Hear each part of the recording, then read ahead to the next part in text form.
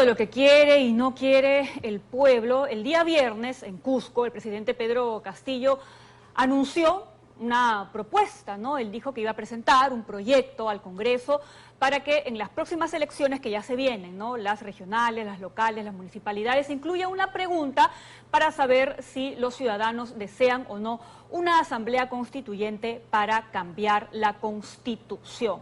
Ya muchos especialistas han analizado esto, sobre todo porque al final el presidente no ha dado los detalles sobre cómo se podría incorporar una pregunta de esa magnitud. ¿Se puede o no se puede? Estamos justamente en contacto con el doctor Aníbal Quiroga, él es abogado constitucionalista, que nos va a dar luces, ¿no?, sobre lo que ha propuesto el presidente y si efectivamente, según lo que señala la Constitución, es posible esta alternativa. Doctor, buenos días. ¿Cómo están? Buenos días, ¿cómo les va? Doctor Quiroga, queríamos empezar preguntándole si es posible y es factible que mediante este proyecto de ley que el presidente de la República ha enviado al Congreso de la República se pueda gestionar la posibilidad de hacer este referéndum en las elecciones del próximo octubre. Bueno, constitucionalmente y legalmente no es posible, ¿no? Porque, en primer lugar, lo que hay que entender es que la expresión asamblea constituyente no está en la Constitución. Y si no está en la Constitución, pues no es constitucional. Como no está en la Constitución muchas cosas, no está en la Constitución un reino, no está en la Constitución un Estado federal, no está en la Constitución temas diferentes de otros países, ¿no? Entonces la Asamblea Constituyente no existe en la Constitución. Para que exista, habría que reformar la Constitución.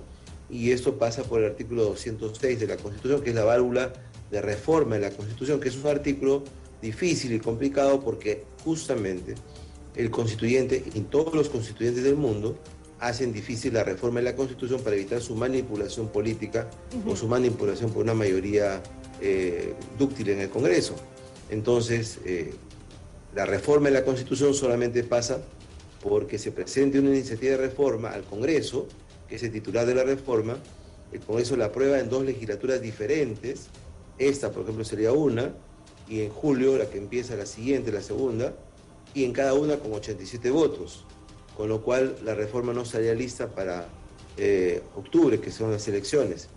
O la otra alternativa es aprobar por el Congreso ahora con 66 votos y someterla a un referéndum, que no podría ser antes de 3 o 4 meses, para que sea viable a plantear otra pregunta.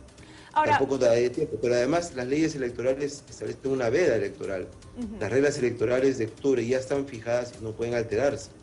Entonces, por ningún lado el tema es viable. Ahora, doctor, lo que también plantea el presidente, y esto es una especulación, porque en realidad tampoco sabemos, ¿no? Él recién se va a reunir con el gabinete el día miércoles y ahí veremos si es que sale finalmente algún proyecto o algo para presentarle al Congreso de la República. Lo que él estaba planteando es un referéndum, es preguntarle a la gente, ¿quiere o no quiere que haya esto? Pero incluso en el caso hubiese, ¿no?, la posibilidad de hacer un referéndum, tampoco se puede plantear algo así tan gaseoso, ¿no? Los referéndums, ¿para qué se plantean? Independientemente que la pregunta sea gaseosa, el método es ilegal, porque no puede haber un referéndum para hacer una asamblea constituyente. La asamblea constituyente, para hacer realidad, tendría que modificar primero la Constitución, y eso pasa por el Congreso. O sea, no hay manera de pasar el Congreso. Es lo mismo que planteó Bermejo hace algún tiempo, está recolectando firmas para ir directamente a un referéndum. No se puede hacer eso. Entonces, sí, más allá de que la pregunta sea gaseosa, el método es ilegal. Hay que ir primero al Congreso, tocarle las puertas al Congreso, ver la aprobación del Congreso y si se da, recién sería la reforma de la Constitución. Sí, doctor, eso queda bastante claro. Lo que yo quería consultarle era, para que la gente lo tenga bastante claro también, los referéndums, ¿para qué se convocan? ¿Sobre la base de qué? De cosas mucho más concretas. Normativa. Exacto. Claro, en la doctrina hay 2 tipos de instituciones, el plebiscito y el referéndum. El plebiscito tampoco está en la Constitución. Tenemos en la Constitución el referéndum, pero el referéndum es una aprobación ciudadana de normas que se aprueban. Una norma, por ejemplo, se aprueba un texto de la Constitución, una norma, y para que entre en vigencia se hace un referéndum aprobatorio, sí o no. Se aprueba una ley determinada conforme a la Constitución y para que la ley entre en vigencia se aprueba sí o no. Entonces el referéndum no se hace sobre actos, sino sobre normas que tienen que ser previamente aprobadas por el órgano que corresponda, en este caso por el Congreso. Pero El referéndum para la reforma está en la Constitución, en el artículo 206, después de la aprobación del Congreso. Entonces, el titular de la reforma, hay que entender para hacerlo dentro de términos constitucionales, es el Congreso. El Congreso es el constituyente derivado, aquel que ha sido encargado por la Constitución para ver la modificación de la Constitución. Fuera del Congreso no se puede hacer ninguna reforma constitucional, sería ilegal, sería inconstitucional, ¿no? Yo tengo la impresión, además, de que el presidente de la República va repitiendo lo que le dicen al oído distintos asesores. Uno le dice, hay que ver la estabilidad, repite, hay que ver la estabilidad y no vamos a hacer ni asamblea constituyente ni vamos a disolver el Congreso. Otro le dice, hay que ver la gobernabilidad, la unión de todos los peruanos. Otro le dice, la lucha de clases. Otro le dice, hay que ir a un referéndum, habla del referéndum, pero primero, creo que no tiene mucha idea de qué cosa es el referéndum o la reforma en la Constitución. Y segundo, para que ese proyecto se plantee tiene que ser aprobado por el Consejo de Ministros. Y el Consejo de Ministros asumir responsabilidad sobre esto, responsabilidad constitucional. Y aprobado que fuera primero por el Consejo de Ministros, recién se plantearía el Congreso. En el Congreso va a la Comisión de Constitución donde se estudiaría y se aprueba o se archiva. Pero como eso no está en la Constitución, lo más probable es que se archive. Ahora, que sea doctor, un intento más como el tema de la castración o como el tema de otros elementos distractores que se dan para justificar el tipo de gobierno que tenemos ahora. Ahora, doctor, un poco para dejar más en claro todavía esta situación y al margen de este tema constitucional que usted bien nos ha comentado y que nos asegura que no es posible convocar a un referéndum toda vez que la palabra asamblea constituyente o el término asamblea constituyente no está contemplado dentro de la Constitución. Pero ¿qué pasa si es que este proyecto de ley, del cual ya Pamela ha comentado que no tenemos absolutamente ninguna pista, porque el presidente solo ha hecho el anuncio, lo único que quiere hacer es una consulta popular, preguntarle a la población peruana si quiere o no quiere una nueva Constitución? Con esa pregunta así directa, ¿eso tampoco es viable o sí? No, por supuesto que no, le dije hace un rato, el método es equivocado porque la reforma en la Constitución no pasa por preguntarle a la gente. También podría hacer una pregunta en el próximo referéndum, ¿quiere usted pagar menos impuestos? Claro. ¿No? ¿Le parecería correcto? No, no se puede porque legalmente no es posible, pero la gente lo aprobaría. ¿Quiere usted que ganar el doble de sueldo? Por supuesto que la gente diría que sí, pero no sería legal, ¿no es cierto? Entonces, no se trata de preguntarle si la gente quiere chocolate, fresa o vainilla, se trata de hacer las cosas como lo ordena la Constitución para estar en un gobierno constitucional.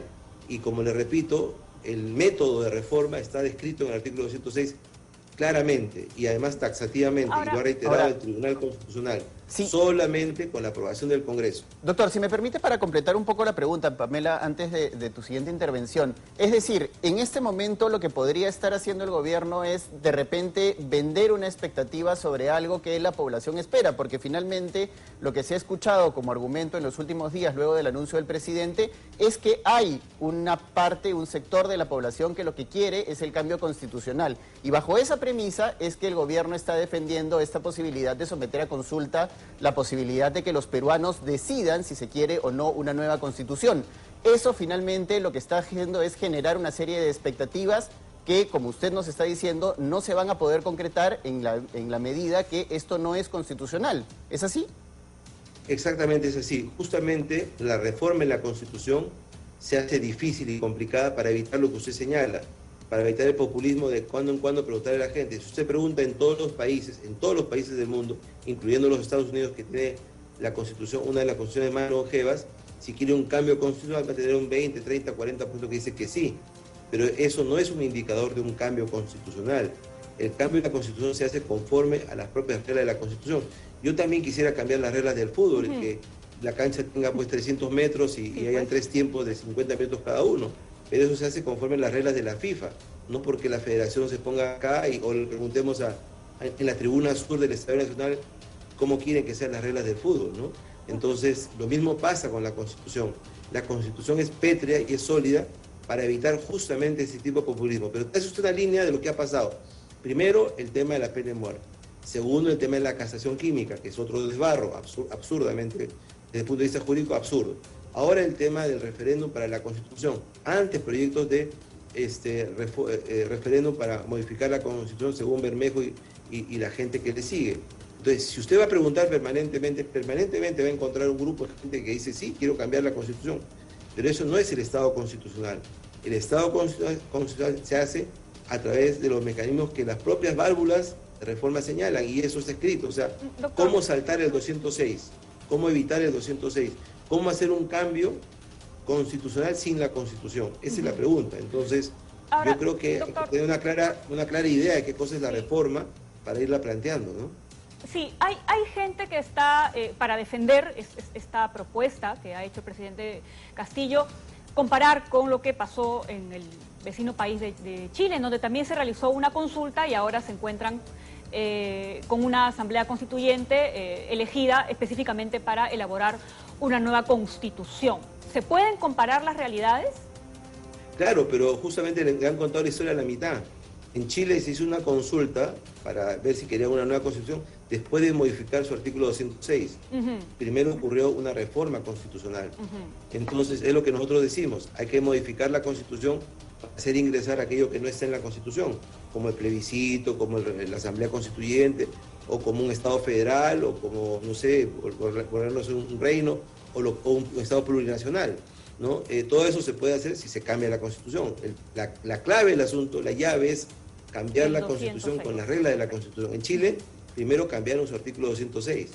Es lo que estamos tratando de decir. Y es decir, doctor, y ya para terminar esta conversación, finalmente todo lo que ha planteado el gobierno en este momento está en manos del Congreso de la República, si nos ceñimos estrictamente al cumplimiento de las normas constitucionales de nuestro país. Claro, a alguna gente no le gusta, ¿no? Porque dice que el Congreso es golpista, vacador y tal. Pero un gobierno constitucional se hace en parte por el Ejecutivo y en parte por el Congreso. Les guste o no les guste, así funciona. El partido de fútbol no se hace con un equipo, se hace con dos equipos, ¿no? Nos gustaría que uno sea solo y meta 145 goles, pero es una relación dinámica de dos equipos en contrario. Lo mismo pasa acá, ¿no? El gobierno se hace por una parte por el Ejecutivo y por otra parte por el Congreso. Cada uno tiene sus funciones. Y el Congreso es titular de muchos derechos de control, entre ellos la reforma en la Constitución. Entonces, si queremos atenernos a las reglas constitucionales, hay que tocarle las puertas al Congreso y ver su aprobación, que es lo democrático. Eso se hace con votos. Si hay votos suficientes, se hará la reforma.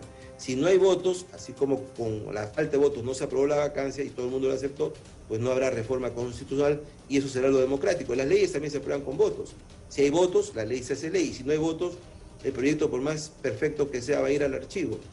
El Estado democrático funciona así, democráticamente, con votos, no con imposiciones o con las ideas brillantes o alucinadas de unos cuantos. Unos cuantos no pueden imponer la voluntad a los demás. Se hace justamente por la aprobación de todos. Y la representación nacional, o sea, la representación de todos nosotros se condensa en el Congreso. Entonces habrá que esperar la respuesta del Congreso cuando este proyecto se presente, si es que se presenta. Bien, doctor, le agradecemos muchísimo, bastante clara su explicación y por supuesto pendientes, ¿no?, de qué cosa es lo que finalmente va a presentar el Ejecutivo. Gracias y ahora nos toca hacer una pausa, son las 8:00.